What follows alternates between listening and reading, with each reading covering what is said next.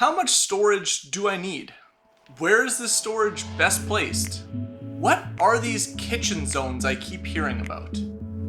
Let's dive in and pack the idea of the 3-zone kitchen.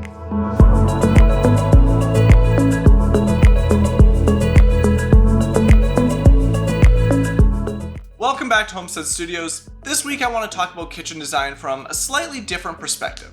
So you've heard me discuss cabinet placement and storage and organization numerous times in many of our past videos. But this week I want to take a more specific dive down this rabbit hole. Before we get started, I want to give you a bit of a challenge today. As I'm going through the video, I want you to think about your own space, your own kitchen, how it's laid out, where your cabinets are placed, even how it's organized. Is there items or things you might change around? Let me know down in the comments below. And as always, I might miss a thing or two that you think is critical and you wouldn't live without in your own space. Let me know those items too. So you've heard me talk about kitchen design in relation to the working triangle. So this is essentially laying out your fridge, your sink, and your range in a relatively rough triangular shape to make an effective, functional working space. Now, some may call the working triangle concept a little bit dated, but I don't think we're ready to throw it out the window quite yet. Instead, I think it forms a great base for today's discussion, and that is the 3-zone kitchen. This idea breaks our kitchens down into 3 areas or zones: the sink, the fridge, and the range. Let's kick things off with the sink zone. Now, this area is likely to see the most traffic in your kitchen, so it makes sense to place it somewhere centrally located within your design. We carry out a ton of tasks at our sink zone, everything from food preparation to cleaning up after a meal. So it makes sense to keep this area as uncluttered as possible. Or you can take my approach and have as little as possible on your countertops. Always. The sink zone will also be home to our dishwasher. So having it centrally located within our design will help make loading and unloading that much easier. Now here's a question you might not often think of. What hand is dominant for you? For example, if you're left-hand dominant, it may make sense to place the dishwasher to the left-hand side of the sink. That way the process of working at it just becomes that much more natural. And the opposite would be true if you're right-handed. This may not always be possible due to spacing and arrangement of our kitchens. However, if you do have the option, it is definitely something worth considering. Finally, the last part of this zone, and really the emphasis for this whole video, is storage around our sink zone. Now, there's no point in having a discussion about storage without acknowledging the fact that all of our kitchens are different shapes and sizes. For example, there's only so much storage you can fit in a small kitchen. So the amount of storage we can actually fit in this area will vary from kitchen to kitchen. In this zone, you'll want storage for cutlery, dishware, drinking glasses, and the essential items you'll need for cleaning up, like tea towels or dishcloths. This is often a great time to take stock of what we actually own. How many dishes and how many glasses do we actually need to store? Do you have an extensive tea towel collection for decorative display purposes only? You know who you are. Regardless of the size of your kitchen, taking a rough inventory of the items you already own will give you an idea of how much storage you're going to need in your space. Now that we have an idea of what we're looking to store, we can start planning our cabinetry around that sink and dishwasher placement. Now the key here is having easy accessibility. So while some folks might prefer or have the only option of putting all their dishware and glasses up in wall cabinetry, like I do behind us, other folks and many of my clients prefer to put everything down below in drawers. Again, that's only if you have the space. The key here is to make sure everything is easily accessible. Again, you're going to be constantly working in this area, loading the dishwasher, unloading the dishwasher. You don't want to be traveling across your kitchen every single time. That brings me to the range zone. There are 2 configurations we typically see in kitchen design: the standalone range and the cooktop with wall ovens. Now, to complicate things even further, our cooktop and wall ovens aren't always placed directly near each other in a design. This really comes down to the size, the space, and the layout of the kitchen.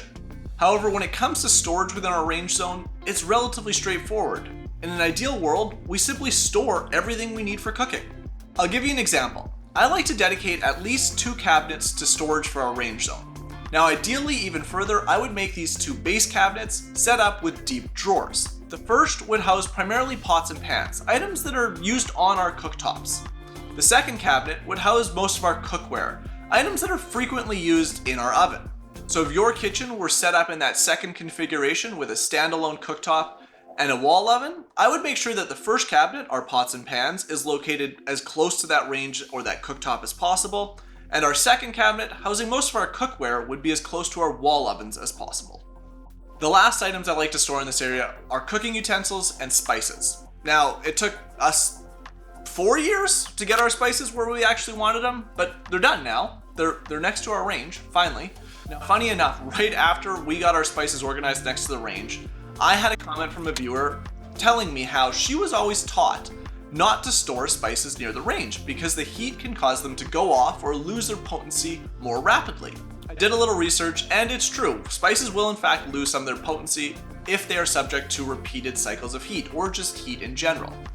I conducted a little test with our own range. I fired it up to 500 degrees Celsius and I threw a thermometer in our spice drawer, and after an hour at that temperature, it barely rose a degree. So although true, spices will lose their potency with heat, modern ovens I think do a pretty good job at containing all that heat without affecting much of the surrounding cabinetry or items stored within those cabinets. Finally, the range zone might also be home to those small cooking-based appliances, like toasters, mini grills, or waffle irons. It might even be home to the over-the-range microwave. And I'm gonna leave it at that. Ultimately, the goal of our range zone is to make cooking and working as intuitive as possible.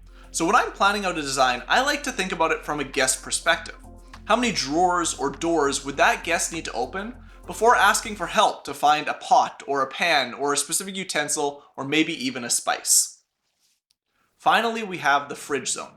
Now this is often the zone with the most flexibility and the most dependent on the rest of the kitchen layout. However, there are a few key elements to consider when planning this area because the fridge zone acts as the last step in grocery arrival and the first step in preparing food. Therefore, it makes sense to have a patch of countertop or an open drop area where we can easily set grocery bags down and start unpacking them. Additionally, when preparing food, that same piece of countertop serves as a great drop zone when we're grabbing multiple items from the fridge. In addition to the fridge, I like to include some sort of dry goods storage in this area. If you have room for a pantry cabinet, that's great. However, it can even be just as simple as a set of base drawers or a wall cabinet. The idea being that as you're unpacking those grocery bags, it's likely you also have some dry goods or staples that need to be unloaded as well. And these don't always need to go into our big pantries located just off of the kitchen, for those lucky enough to have them. This means you can also plan for some storage for items that are related to dry good preparation, like mixing bowls or baking items. Finally, if you have lots of space around the fridge and can expand that fridge zone out even further, consider adding something like a small appliance garage for those appliances that aren't used quite as often, like stand mixers or bread makers. Or maybe even consider adding a dedicated coffee bar.